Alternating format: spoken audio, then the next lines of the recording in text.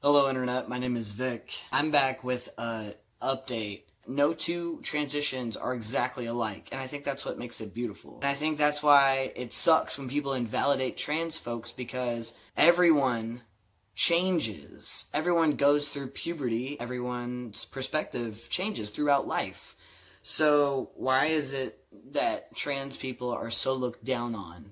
I've learned that these updates are good for cis people in my life as well. I'm very public about being trans, clearly. I have videos on YouTube, I share experiences, I talk about things, because I always want to be someone that people can go to if they're scared to ask the questions themselves. That's not to say that I have all the answers and I'm not a licensed medical professional, but I do have personal experience with these things. I feel like if I put my experiences out there for others to see, it can help somebody. That's all I really want to do. My voice literally has done this number, like it's not a straight line. I hear myself every day. I'm used to my voice. There's some days where I'm like, yeah, my voice sounds deep. But typically I'm just used to it by now. Like I can feel that shit in my chest when I speak now. Versus before, it wasn't in my chest. It was really like airy.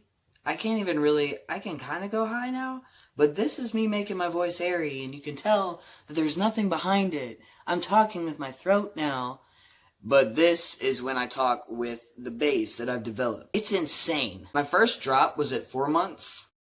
My name is Vic, and this is my voice 4 months on T. The scratchy part happened occasionally, but it didn't really happen until about 6 months in. My name is Vic, and this is my voice 6 months on T. I got sick. And then 11 months in, I was very mentally sick, depressed, going through a shitty-ass breakup, and my voice was scratchy because I was sick from not eating and using nicotine to substitute for meals. Don't do that. My name is Vic, and this is my voice 11 months on T. And I can't sing the high range I used to, like I said earlier, but I got that low range down, actually. My fat has since redistributed. Testosterone has given me all the confidence in the world. I could still eat every moment of the day. I don't because financial reasons, but if I could, I would always have food at all times, just always. Snacks on deck. I haven't had another menstruation. I've got hair literally everywhere now. All over, back, stomach, chest, upper arms, lower arms, knuckles, fingers, toes, hands, ass, you name it, it's hair. I'd like to thank the Italians. I don't know what that was. It's still there, my dysphoria, but it's calmed down a lot, and I've learned how to control it and cope. So I'd like to thank hormones for that. So there's my Adam's apple. It is definitely there. It is solid. It moves when I speak. You can see it from here. There you go. The main acne I get now is on my shoulders and my mid-back where I sweat under my binder. I also get acne along my hairline. There's more of a facial hair comparison. I don't even really need to get close and do it, but there it is. You can actually see it now. My skin has gotten more oily. And I'm also wearing a new binder. I had to go down a size on my binder. The binder in this video is a small.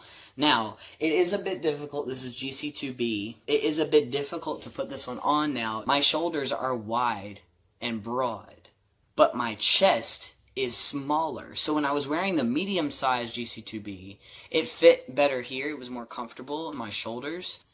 Now, this compresses a lot more than my other one was. I've bulked up for sure from that. But working out is a thing that is important on T. My armpit hair has gotten thicker too, and spread out. My face is wider. I wouldn't say that I don't feel anything, because I definitely do feel things, but I don't feel them as intensely. I know, like, before hormones, or like when I first started, when I would feel an emotion, I would feel it so in depth. I let it encompass me, and it would change my whole day. It would ruin my whole fucking vibe. I was extra as fuck, and I'll admit that. But now, it's different. It's like I feel the things I feel, I acknowledge it in my head, and then bam, it's like I move on to the next thought, and I'm fine.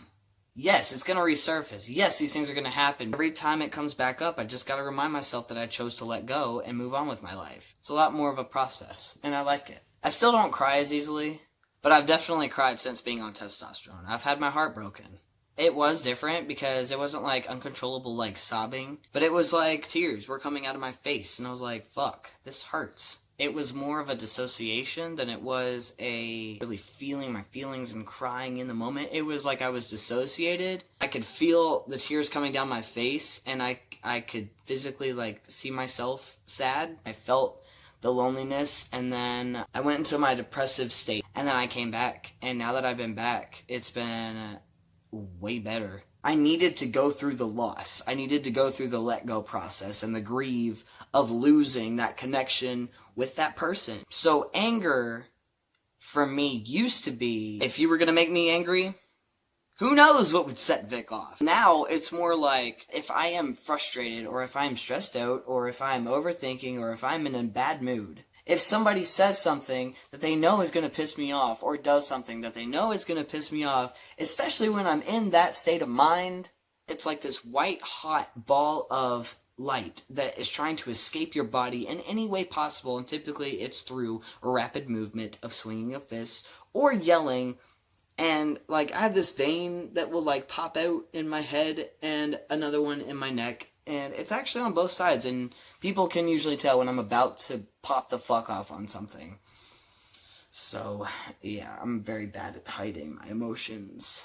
Oops. I've definitely learned to stop caring about my family's opinion on my lifestyle. All I really focus on is building healthy relationships with them, but also maintaining boundaries and knowing what subjects to avoid. I don't talk to any of my immediate blood family about my transition at all. There's a time and a place for everything. A while ago, I didn't have this concept. I definitely thought everyone was out to get me, and it was shitty that no one supported me. But now it's like I've built my support system, and I've learned to accept that some people aren't gonna accept me. I'm still trying to figure out some things, obviously, like we're all trying to figure things out in this world, but I'm definitely a lot more laid back than I was. I'm definitely a lot more relaxed than I was, and I don't have as much anxiety about like pleasing other people or being a certain way for people. I'm really learning how to embrace myself for me and who I am and taking this journey with myself. So I will catch you in the next video of whatever I do. In the meantime, stay safe, stay healthy, and